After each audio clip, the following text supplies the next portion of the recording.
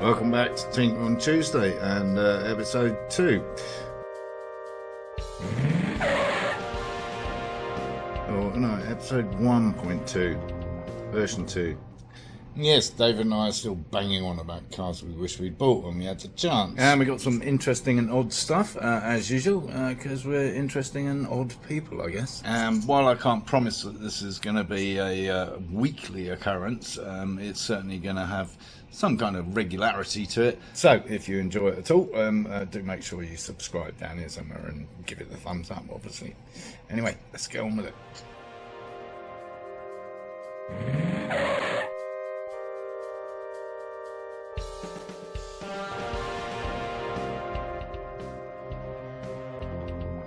Yep. Well, welcome back, hopefully, to part 2 of cars that we wish we'd maybe bought.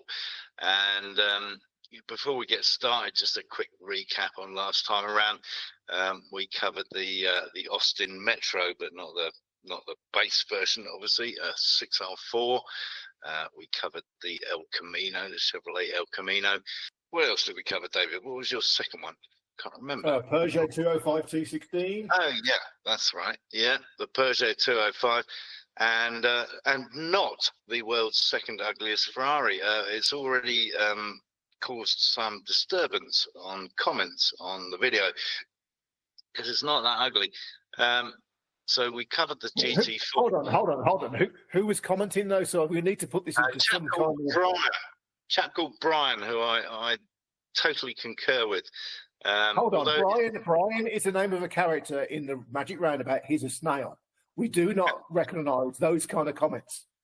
His second favourite was the 348, though, so it's like, not so sure. Which brings me... We need to get Brian on this podcast next time so he can really work out what he's all about. Well, it brings me to the actual world's second ugliest Ferrari. Yeah, the Testarossa. Yeah, horrible, hideous. There you go. See, this one, but hold on, this one on the picture though, it has got 2 mirrors. You really need the ugliest one is with the single mirror. Is that because it's been clipped by a truck? Looks even worse. But I thought that was for when you. I thought you related to that when you're in Florida when you were doing your Miami Vice stuff. Isn't that kind of car you had in those days when you were a drug dealer? Yeah, sure. When you were dealing in Benson and Hedges.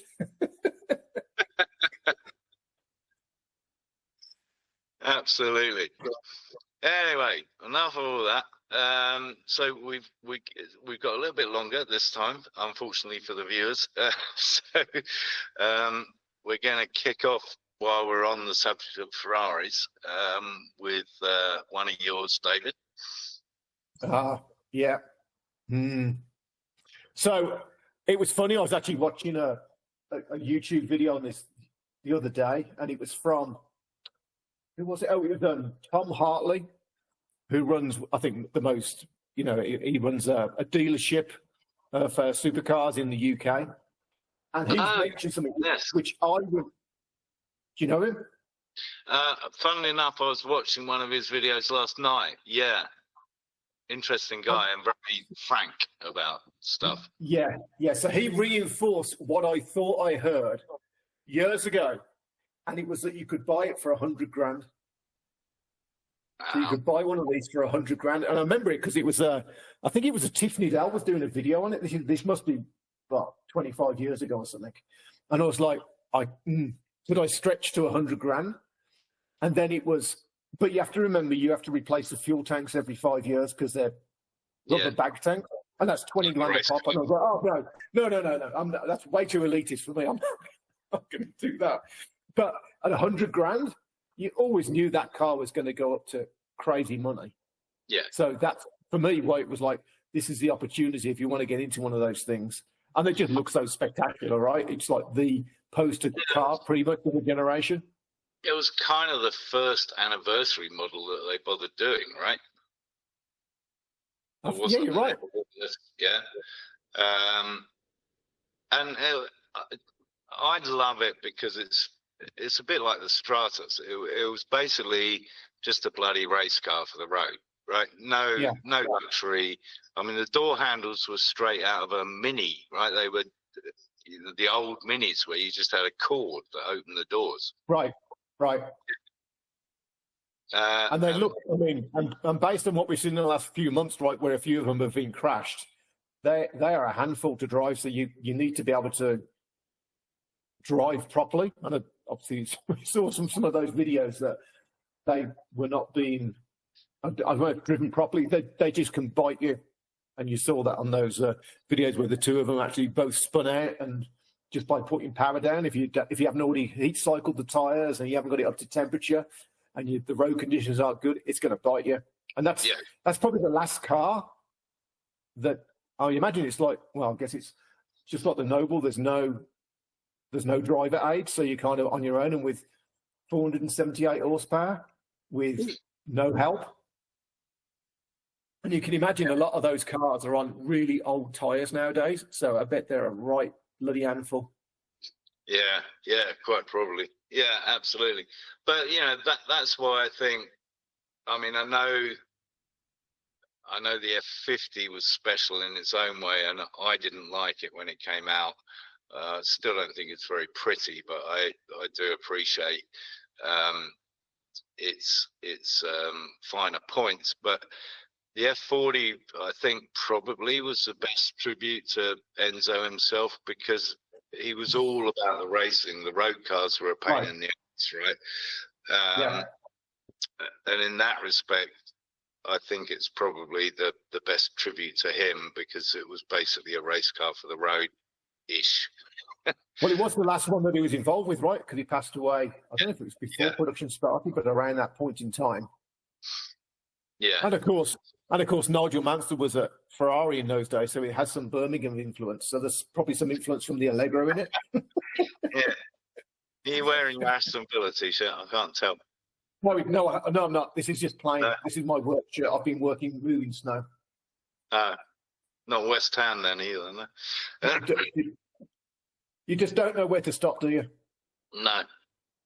Well, I'm going to stop you there. But it's funny, because I thought about, not that I've ever seriously considered buying an F40, and I was going to put the McLaren F1 in my list, but of course I've never even had $1 million, let alone the 25 they are now, to spend on a car. But yeah, interestingly, I watched literally last night. Chris Harris has been over in Arizona. You saw that? Yeah, and he drove the F1 for the first time in his life, and just said it's the most amazing car. It must have been that F1 that was at Fountain Hills. Yes. Remember, it was ahead of us when we drove in, so nobody was taking pictures of us because there was this bugger with an F1 in front of us. Yeah, it was blocking my view. I know. Yes, I saw that video, and the guy who was like the passenger, who we only saw once. He came from Otto, which is one of the car warehouses in Arizona. Yes. So I don't know where that car is, but it's obviously somewhere. I was trying to work out which road they were actually on when they were testing it, and I couldn't work it out. And I was going to send it out in Facebook to see if anybody could tell us what road they were actually on. But yeah. Well, whatever road it was, they were doing at least twice the speed limit, because he was revving it hard in at least third or fourth gear. And that ain't 50 mile an hour. Right. Yeah. Closed course. Must have been a closed private road. Yeah, that's what it was. Yeah. Yeah. Yeah, but have you ever seen one on the road? Have you ever actually seen one being driven? No. I don't think. Well, it surprised me in that video. They only actually built 65, right? Yeah. Yeah. I do remember seeing Martin Brundle driving one of those cars at, I think it was at the Silverstone Classics years and years ago. It just came out, and he was driving a blue one around the circuit. So that's the only one I've actually seen in action, I think. Yeah, I saw him at Le Mans the last year they raced at Le Mans, I think, which was 98. And that whole Le Mans story is amazing, right? Considering it's just basically pretty much a stock car, and they won Le Mans. Yeah. So was there something different that year that they could actually win Le Mans? Did they change the regs or something?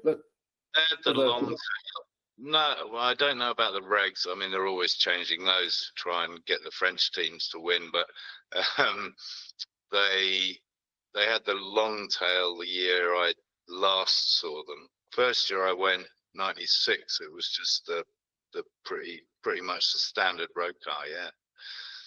Right. Yeah, phenomenal, really. Yeah. Anyway, I'm going back to the F40. I've only ever seen one of those, I think, on the road. It's probably one more than me, actually. Yeah. Yeah. Yeah. But anyway, yeah, my turn. And seeing as it's almost St. Patrick's Day, or it was, we're gonna start with the DeLorean. Oh, okay. I had a different car on my screen. Now I understand. Yeah, I know. I might have thrown Greg. Yeah, the best car ever made of paper mache. I know. I mean, there's nothing right about it, but there's something about it. And again, it's one of these cars that when I first moved over here, they were cheap. I mean, proper cheap. Less than 15k for a half decent one. And it's just kind of tempting because, again, it's quirky. You know, we've talked about quirky before. And the whole kind of story behind it with DeLorean and Chapman and drug deals and God knows what, right? It just kind of makes it gives the car an added level of interest apart from just its essential being. I mean, I love the gull wing doors, obviously. I love that aluminum body. There's just something about it that's a little bit special, and it's never going to happen again, probably. Oh, who said Cybertruck? Yeah, bugger that. It was just something out of the blue, totally different, and that's why I've always kind of liked them. And you know, I wouldn't pay 45 or 50k for one now, but if I could have had one for 15, then it would have been a bit of a giggle for a little while, and Right. it turns out I would have made some money. Is that the ultimate all show and no go car? Yeah, probably. Yeah. I mean, it has to be, right? That's the most disappointing thing, right? I mean, I have Renaults, right? But it had a Renault PRV motor in it. But yeah, I mean, that was the most. It looked so goddamn quick. Yeah. And it wasn't. Yeah, absolutely. Yeah, I totally agree. Yeah, that People do swap the engines on those nowadays. I think they are putting different motors in them, and I think there's a company who own all the parts. Like you can get parts for them. I think it's still DMC. I think it may even be in Texas. Yes. So people do cars in V8. That would be a good car to electrify. There was. Oh yeah, it would actually. Yeah, but yeah, it would. Copyright? Can we copyright that? Can we copyright that somewhere? or patent it? Patent it. We patented it. There was one on Bring a Trailer, which had I think it was an LS2, something like that. And if it had been done well, then that would be interesting. But yeah, as you say, bog standard Renault, whatever the hell it was. Yeah. Not so good. Yeah. Yeah. Yes. What? Certainly. So if you would have bought it, would you have done it up like the Back to the Future one? No. I hate that. And the other thing I hate about the DeLorean is that car show we went to in Flagstaff, where I think you won Best European Car with your Turbo 2, and I think there was a category, I can't remember what it was, like exotic cars or something. So it was basically me with a Stratos, some other guy with something else, and a guy with a really trashy DeLorean, automatic, and he won. Well, it's because it's that, it's a film car, isn't it? So if it's been in the movies, It's a movie Yeah. car. You know, it gets so much attention just because of that. Yeah. Yeah. Mm.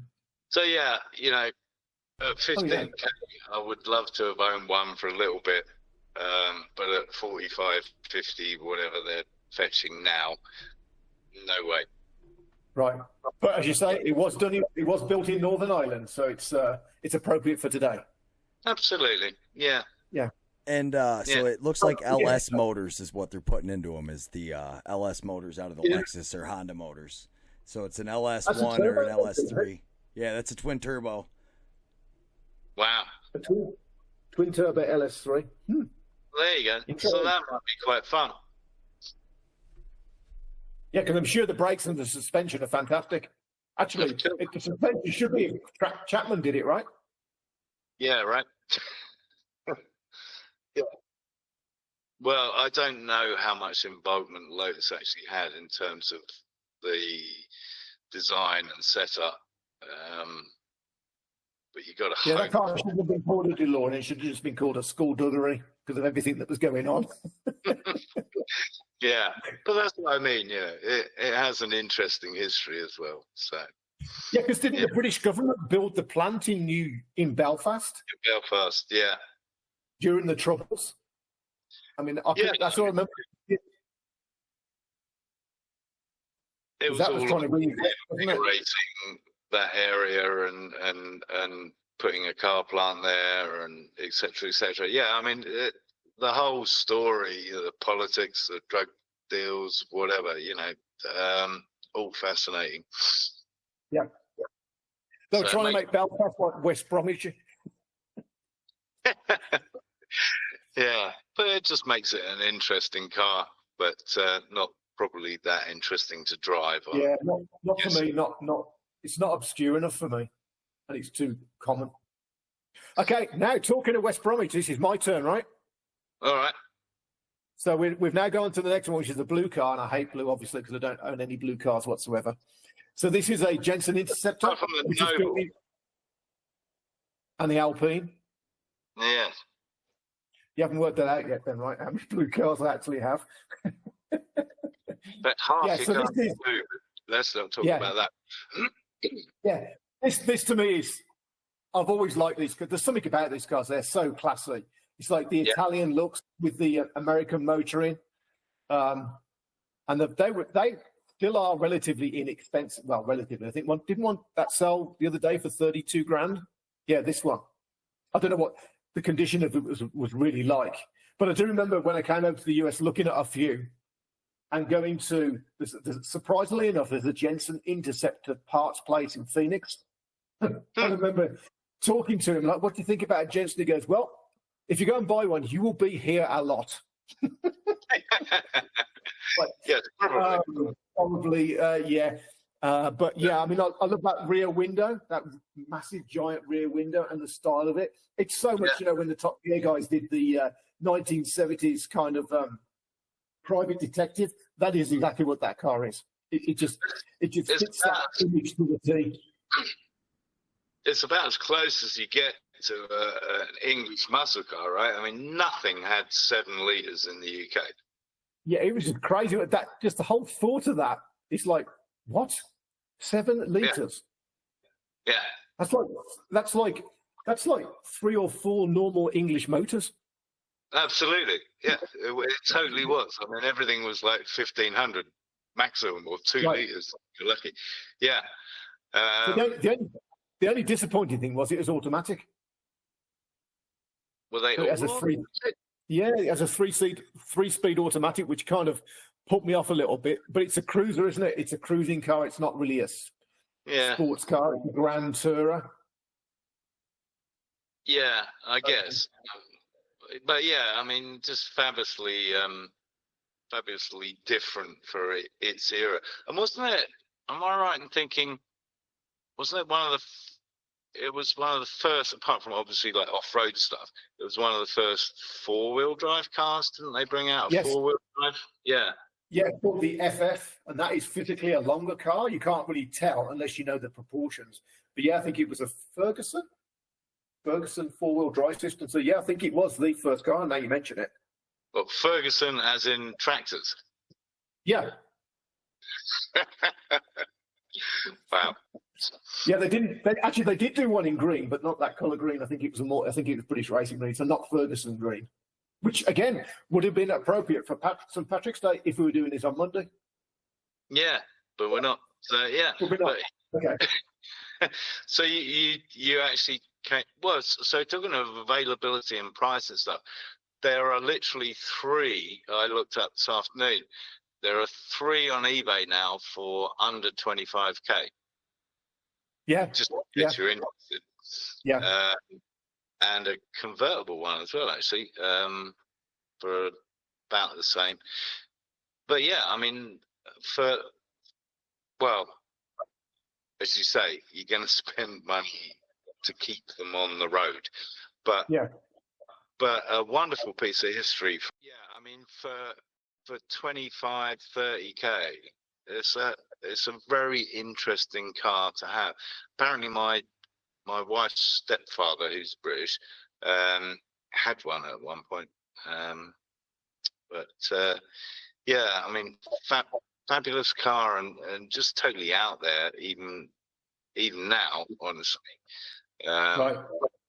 But yeah, it's similar to some of those other Italian American ones, like the ISO. Yeah. ISO. And they're expensive. They're in the 250 to 400 grand range or something ridiculous. So what you want to do, I think, with that car, though, with the Jensen, you want to find one that's sorted and running properly, right? So you want somebody to have gone through all the pain to get it sorted and reliable and everything sorted. That's the one to get. I don't think you want to buy one where you've got to go and do all the work yourself. Yeah, sure. And there's probably not many of those around. Apart from what Greg just threw up on the screen, which is an interesting thing I found just this week on Facebook, which is I think it's called is it the Inter Viper or the Viper Scepter? I don't know where they're built. I'm assuming in the Viper UK. Scepter. Viper Scepter, there you go. But they basically thrown in a motor out of the Viper, resto mod kind of stuff. Not sure I like the styling updates, honestly. I mean, the styling is what makes it. I think there is a resto mod, one of these as well, like in the original theme. Right. But in the same style, so it's just the underpinnings that were. But this is probably going back 20 years. I think that was on Top Gear as well, where it was like, they've gone through it and sorted everything out. But it's still an old car built in West Bromwich. Yeah. So yeah, very little hope, really. Yeah. Yeah. All right. Fair enough. All right. Well, so now, surprising one for me, because as you know, I'm not a Porsche fan generally, but I'm quite fond of the. So the most popular one is the 550, the James Dean car, right? And again, when I first moved here, these were kicking around for kind of 15k. Even is that like the replica, the Becker or something? Yeah, the Beck is the most popular, but actually. The 550 itself, whilst it's cute and it's James Dean, I actually prefer the 718. And there was one of these available in California. So the difference is, if we're looking at the front of the 718, it's got a much slightly more pointed front end. It's got those fabulous kind of grills on the haunches. It's got what do you call that thing? The headrest? I don't know, actually. That's a good point. Behind the driver, but it's like Jaguar C-type, D-type, right? Yeah, D-type, yeah. Right, exactly the D-type. And it has that more rounded back end. There's something about the 718, and they're much less common in terms of kit cars. We're talking. I don't think I recognise. I don't recognise that rear end. So yeah, that's definitely unusual. That was the thing. And one of these came up, I want to say it's got to be 10 years ago now, but it was in California. So there you can see the difference between the kind of rounded front end of the 550 top right and the more pointed of the 718. It just looks a little more aggressive, a little bit more racy. And there was one of these in California. I think the guy wanted like 22K for it. And I was so tempted because I'd never seen one before. It was a company called Thunder Ranch. They did the 550 as well. I think they're out of business now, which is a bit of a shame. But yeah, it was really, I was really tempted. I'd been to see in the UK. I'd been to see a 550, and it was just pretty horrible. Honestly, it wasn't a Beck. I don't know what it was, right. But it was pretty shabby. And when I first moved here, I bumped into a guy in town with a 550 that I think it was a Beck. Really nice guy, and actually bumped into him at the Sedona car show that year.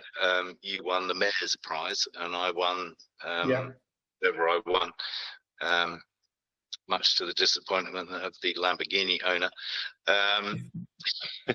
But yeah, I mean the Beck 550s are really nice, but the 718s you just don't see.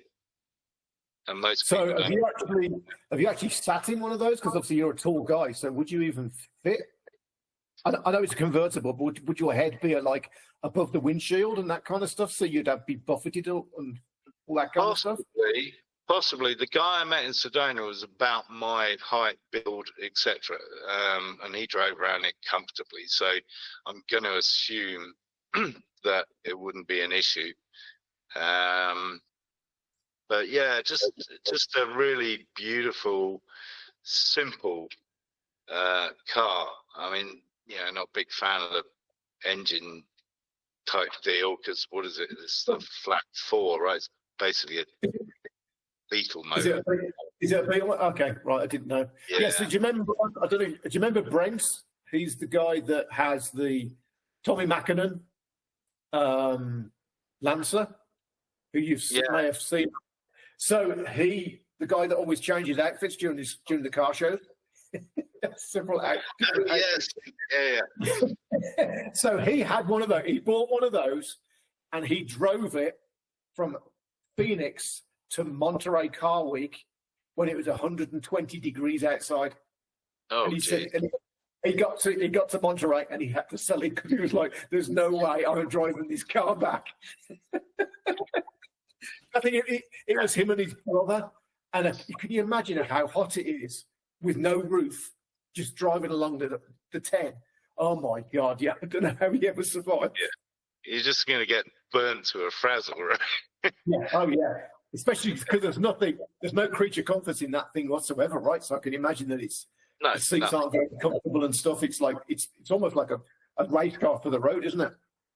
Yeah, I mean they're basic bucket seats with no padding. There's no AC air vents or anything. Actually, I don't think. Yeah, I mean, it's about as basic as you can possibly get.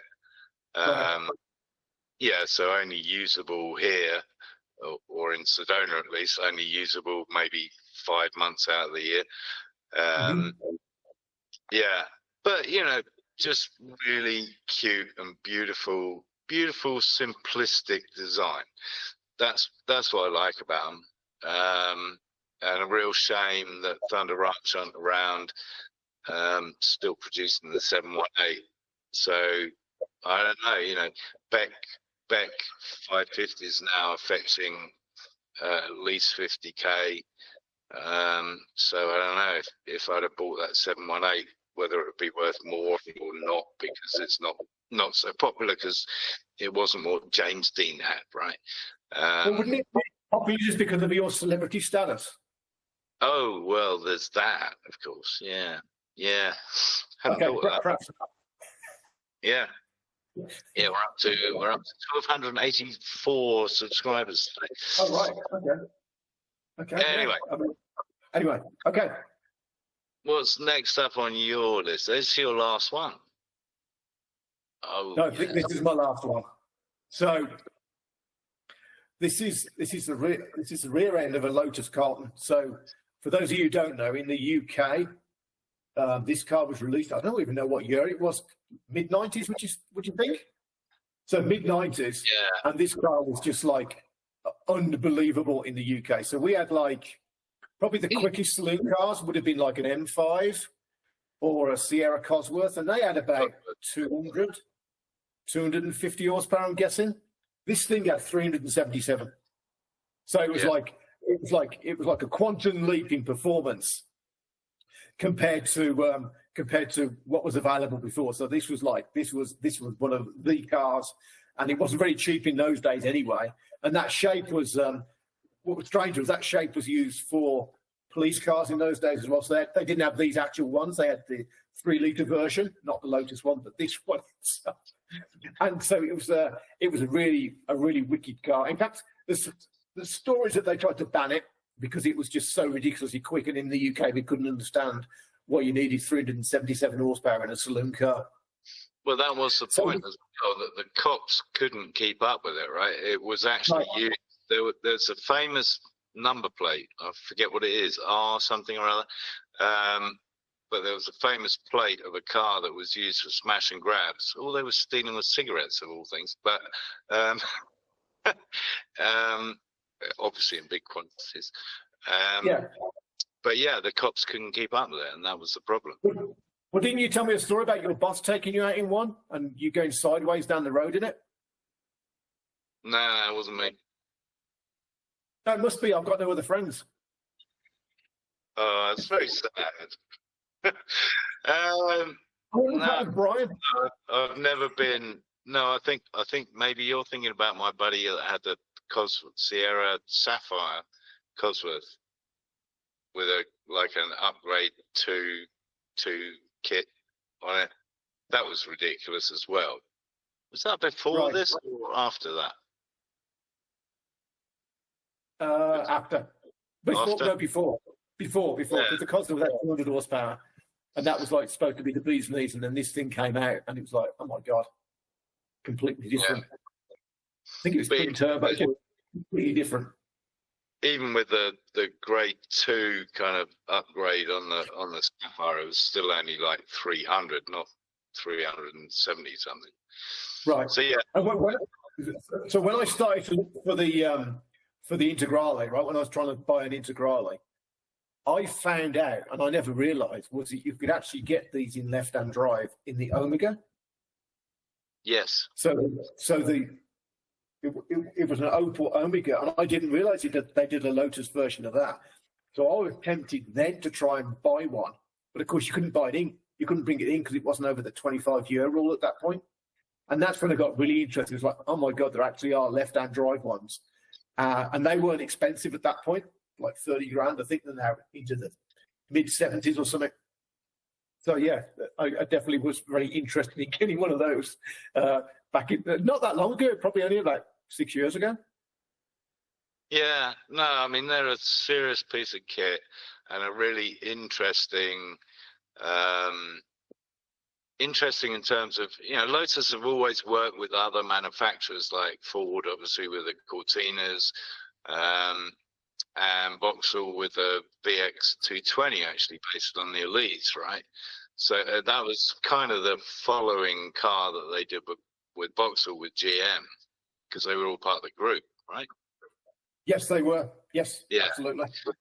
And I had an Elite, which was fabulous car. But I'm really interested in potentially getting a VX220 again, because it was also available as an Opel in left-hand drive in Europe. Yeah. I think that car has become eligible this year to come into the USA. Yeah, I know. Don't get one before I do. Otherwise, you won't have any friends.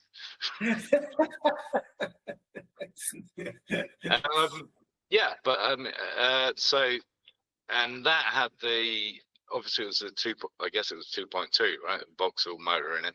But it was turbo, wasn't it? Wasn't it a turbo as well? They did a turbo version as well. Yeah.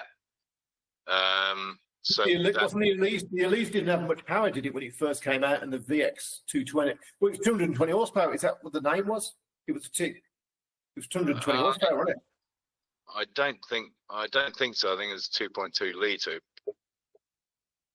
because the Elise had the Rover motor, the 1.8, and that was about 120 horsepower, wasn't it? Well, you didn't need a lot. I mean, just even with that motor, it's superb fun to drive. But yeah, the Vauxhall, not quite as pretty, different looking, totally, but obviously based on the same thing. And the fact that you can probably find an Opel version, left-hand drive, the States. Quite interesting. Problem is, it costs 10 grand to bring it in, because we just, having just imported a car, it's 10 grand. Yeah. Yeah, that sucks. Yeah. It'd be interesting. Some of those cars are just interesting to have them in the US and see what the reaction is for people. Because like the Lotus Carlton, I think, if I remember right, Cadillac actually took that, not the Carlton itself, but the same body shell, and turned it into an American Cadillac, which they sold over here. Oh, really? So people were like, what the heck? What are you doing with this Cadillac? And they'd be completely confused with the Lotus badge and the Vauxhall badge. Be like, what? Or the Omega badge and the Opel badge. Like, what the hell is it? Yeah, because they were all probably saying this part of the same group at that point. When I first came over it, I remember seeing one. And I was like, the mid-90s. Yeah, the mid-90s Cadillacs were hideous. Not that the Carlton or the Omega or whatever you want to call it was pretty, but once Lotus had finished with it, there was again, like the 6R4, there was this brutish beauty to it, at least. Yeah. Okay, what's next then? What was next? My last one, which was going to be the Pantera. So this is a very elongated intro into what it actually is, but it was going to be the Pantera. I think everyone loves the Pantera. It's agreed. Beautiful blend. Punch that one up, Greg. Beautiful blend of not Italian design, actually. Wasn't this actually designed by an American, even though it's obviously a DeTomaso, but it was actually designed by an American.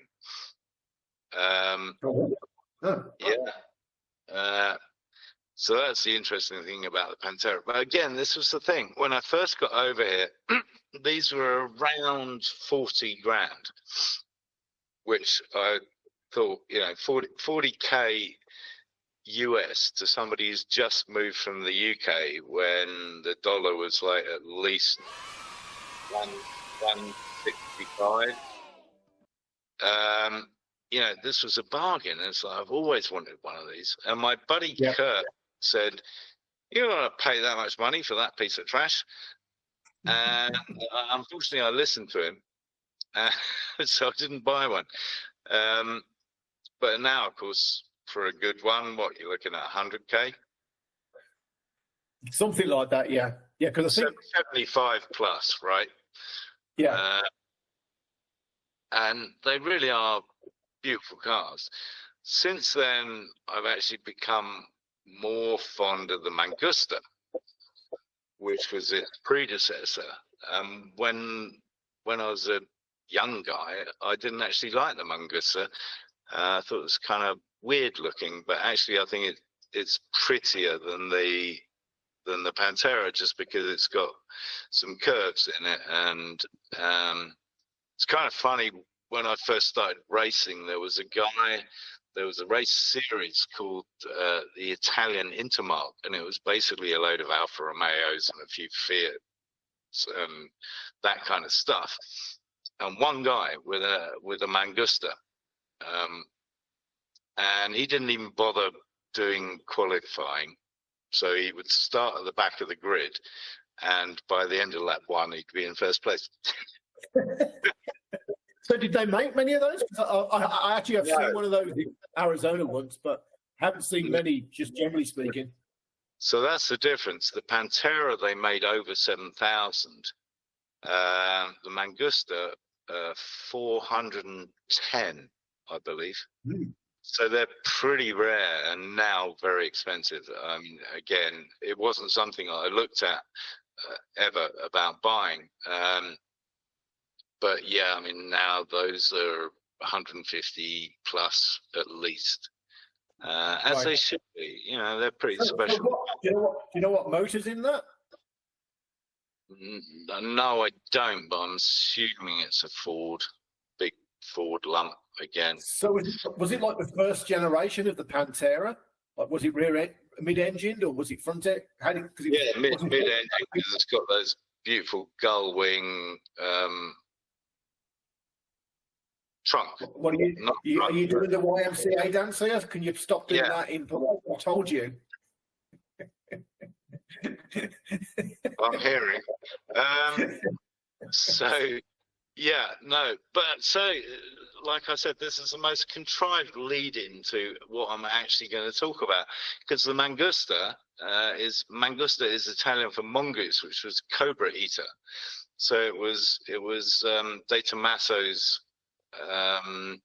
comeback at Shelby when they kind of fell out to beat the Cobra.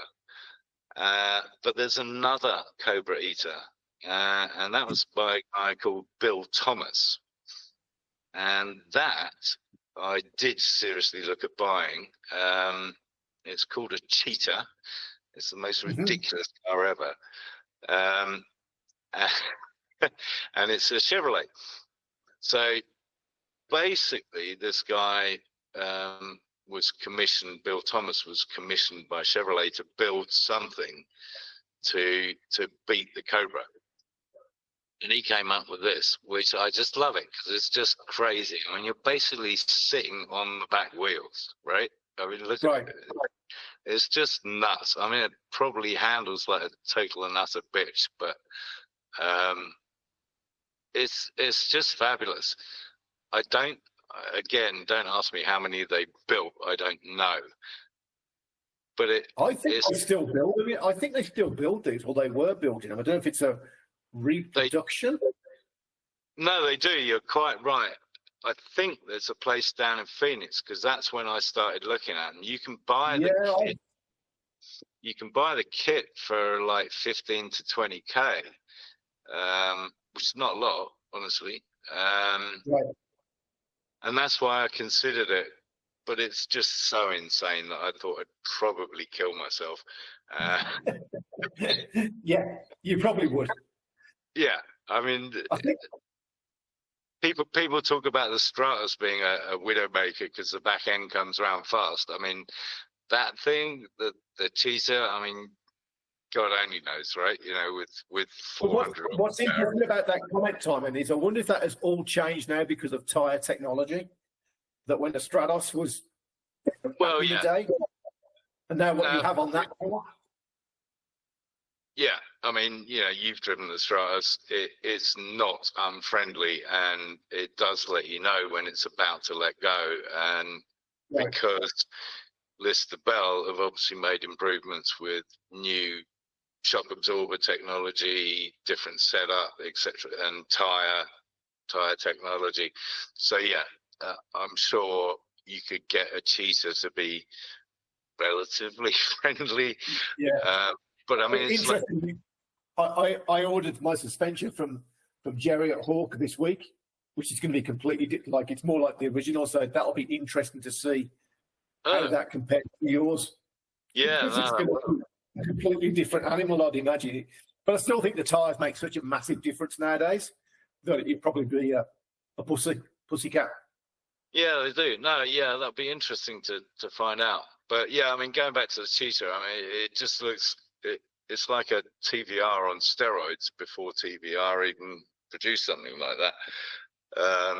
He's actually very similar to that early TVR. Now you mention it, Yeah, it's like a caricature of it.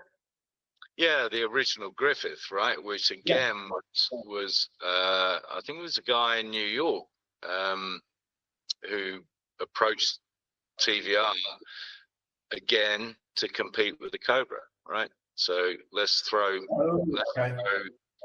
this big motor in your car, and then we can take on Cobra. Yeah, it was all about beating the Cobras in those days. So I guess that's what the Sunbeam Tiger was. So I know the Sunbeam Tiger was definitely done to do that, but much more production-oriented vehicle, I guess, compared to these other ones, which are almost like prototypes. Because isn't like a Devin, a DVIN, Delvin or something, doing a similar? I know what you're talking about. Yeah, yes, it's very similar to that, for sure. Yeah, no, as you say, the Sunbeam Tiger was more orientated towards the car sales.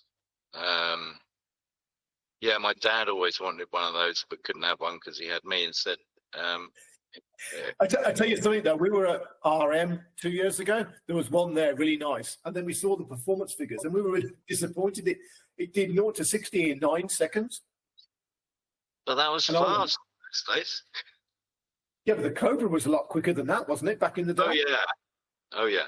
Because that's what I think they both had 289s at the beginning. Yeah. So I was really surprised of how slow it was compared to the others. I was just took me aback. I was expecting it to be a 6-second car, but yeah, I was completely wrong. Yeah.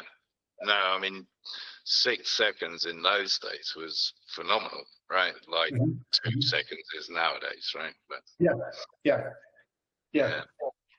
2 seconds is so easy nowadays, it's ridiculous. The initial Tiger only had a 260 in it, and then it was switched to the 289. That's what that thing says. I was just reading that one. Yeah, thanks, Rick. Yeah. So yeah, the Cheetah, I did consider actually buying one, building it, whatever. Was that before the Pro? Yeah. Well, just because on the surface it looked like it was going to be relatively cheap to buy, to build, right? And I guess if you could still buy a kit for around 20, 25, whatever, you could probably throw it together for 50, right? Yeah. Depending on what motor you put in it and how much of the work you can do, etc., etc. But yeah, so yeah, it was a car that I seriously considered buying. I mean, I know most of mine have been kind of replicas, I guess, but yeah, there you go. Okay, so you are a Cheetah now. Yeah, no, I like them. And there's one on Bring a Trailer right now. Currently at $747. So I'll throw in a bid for I don't know, $5K. See what happens. Well, if you sell your other vehicle, you've got room on the driveway. Well, I do. Hopefully, I do have $3,500 in my pocket that I didn't have yesterday. So yeah, we'll see. Okay, so if you carry on drinking that wine, it'll be gone by the end of the evening. I got a question for you guys. Looking back at it now, you looked at all these cars, 5 cars you wish you bought. Is there one car that you're glad you didn't buy but would love to have as a resto mod as far as, with the new technology? It seems like it's more of an American thing where we had those drum brakes and we just really were determined not to stop. So I think that's why I love the resto mod so much. But I mean, with your kind of cars that you guys are into, it's a little different. So I kind of am wondering what your opinion on that would be. Well, I mean, just before we start on that, we had drum brakes too, Saying the cars were so much lighter that if you had drum brakes, it didn't matter as much as the US ones with massive engines. The weight thing is a big difference. Yeah, sure. But having said that, I spent a lot of my childhood in the back of a GT6, Triumph GT6, and I still like them. I think they're really pretty. But I drove one. There was one on eBay whilst I was still back in the UK, living in the UK, and I messaged the guy. I said, look, I'm probably not a serious buyer, but I'd love to come and see it. And anyway, he let me drive. He was a lovely guy, let me drive it. And even in that, the brakes were shocking. I mean, just awful. And that's a relatively light car. Yeah. Anyway, that aside. All right. So, all right. Which of the 5 do I most regret not buying? I think I'm going to say the Porsche. I really like that 718. I think if I had that, it's just really special and really different, and that's that's some of why I buy cars. It's why I had a Corvette when I was in the UK, because you don't see many Corvettes in the UK. I think it would be the 718. However basic it is, and however rough and ready, there's just something about that car that I'd really like it in my garage. So I think that's my choice out of all of them. I think the Camino would have been the best buy in terms of picking it up for 3.5K. But again, they're not uncommon in the US. But yeah, for me, I think that little Porsche. Yeah, I think for me it would be, surprisingly, the Jensen, a modernised Jensen. If you're going down that resto mod route, that would probably be it, because like the Metro and the Peugeot are so iconic. It's like that would be like resto modding an F40. You can't do that. You got to leave it exactly original. So not the one that's shown on the screen here. I hasten to add. Yeah, that one. So I would like to keep the same look. I wouldn't change anything about the look, but it would be an LS 5-speed or 6-speed or something, modernised, better brakes, blah blah blah. So that's what I would do, because I think that's such a classic looking car. So that's probably the one I would choose out of the ones. And that's a really nice one. That blue one is a really catching colour as well. That blue and cream interior, really classy. Well, dark metallic blue. I can't think of a nicer car. No, I'm surprised in a way, but actually, I mean, that's still a possibility for you, right? I mean, if the right one comes up. Well, garage space is the biggest problem. And it's not 44 inches high, so I can't get it on a lift. No, quite, yeah. Bit of a chunker in that respect. It's big chunky. But it's got a good story, and it relates to my home, area. So that's why it's good as well, because you can talk about West and all that kind of stuff. So there's lots of links into that kind of car, just for me personally. Yeah, no, I mean they were seriously cool at the time. They were almost out of this worldly in terms of a British car, and they still have something very special about them. So yeah, good choice. All right. Well, I think that wraps it up. I don't know what we're going to come up with next. I think we were going to talk about 5, maybe 3 cars that we wish we'd never got rid of.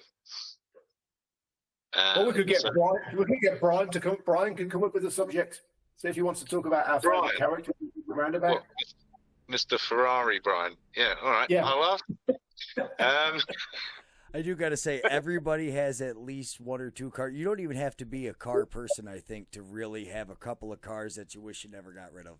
Mine was my original Jeep Wrangler, just because you can't buy those now up here. There's too much salt and sand. It destroys all our stuff. Oh, yeah. Do you guys, you guys don't have that problem out there? Or because you're up in the mountains, you guys get a ton of salt too? I mean, how does that work out there? No, because in Flagstaff, because the mountain is a volcano, right? That's what caused the mountain in the first place. So we have lots of cinder cones. So they put cinders on the road rather than salt. So it doesn't affect the rust on the cars at all. So Arizona's really good for not having rust on cars. I'm actually looking at buying a daily driver at the moment, and that's one of the things I look at is where was the car? Was it in Illinois? Was it in New York State? Or was it in California or Texas? And yeah, here you don't get rust, which is such a shock to us coming from the UK because our cars rust just like they do up in the northeast. It's ridiculous. So to find we're a zero rust state to the point where again, when I was still back in the UK, a guy imported a one-owner Corvette C1 Arizona car, and it was just mint, and it was original, absolutely mint. So yeah. But Greg, if you want to get one of those Jeeps, they're probably available in Arizona, so we could do some, wheeler dealing for it if you needed to get one. Yeah, I might have to pick one up once I get my hip fixed. Unfortunately, we won't be recording next week because I'm getting a hip replacement. So yeah, that'll be good. Then I'll fit in Tank's bumper's car. If all goes well, and I know it will, it's a walk in the park apparently, if you'll excuse any puns in there. Lady across my street is 75, and she was on the roof 2 weeks after her hip replacement. I was like, Karen, what are you doing out there? She's like, I feel great. This is so much better than I felt in forever. So, yeah, I'm pulling that. Hopefully I can be a Karen, Well, actually, talking about that, I spoke to my brother yesterday. He had a hip operation in January. And I spoke to him yesterday. I'm like, have you gone back to work? He goes, yeah, I needed to go back to work. I said, why is that? He said, well, 3 weeks ago, I was up on the roof of the house doing some roofing work on the chimney, and I was looking around going like, holy shit, if somebody from work sees me on the roof of my house taking photographs. So is there a direct correlation between having a hip replacement and getting up on your roof? I'm not following. Greg is going to have to do that. I've got a chimney issue going on that I will actually probably have to fix shortly after my hip is fixed as well. So, yeah, it's just a correlation between something about it. You get done. The first thing I'm going to do is jump on a motorcycle and hopefully be able to ride pain-free. The second thing I'm going to do is go fix my chimney. Excellent. Excellent. Well, best of luck. All right. Well, thanks so much, guys. I'm going to sign off here and let you guys sign out. I really appreciate this. Make sure you check out Tig's channel. He has super well organized playlists as far as if you're into motorcycles, if you're into the Stratos, if you're into whatever you're into. Check out the rest of his playlist. Thanks so much, everybody, for tuning in, and I'm going to let you guys sign off. Thanks, Greg. All right. See you guys later. Let's wrap it. So there you have it. I'll try and keep this bit brief because we've been rambling on long enough already. If you thought the video was any good and you enjoyed it, do give it a thumbs up. If you haven't already, subscribe down here. Hopefully we'll be back in a couple of weeks or so with another episode. Always interested to hear your comments, questions, etc. Do leave those below and I will get back to you. Meanwhile, do encourage others to watch my lunacy.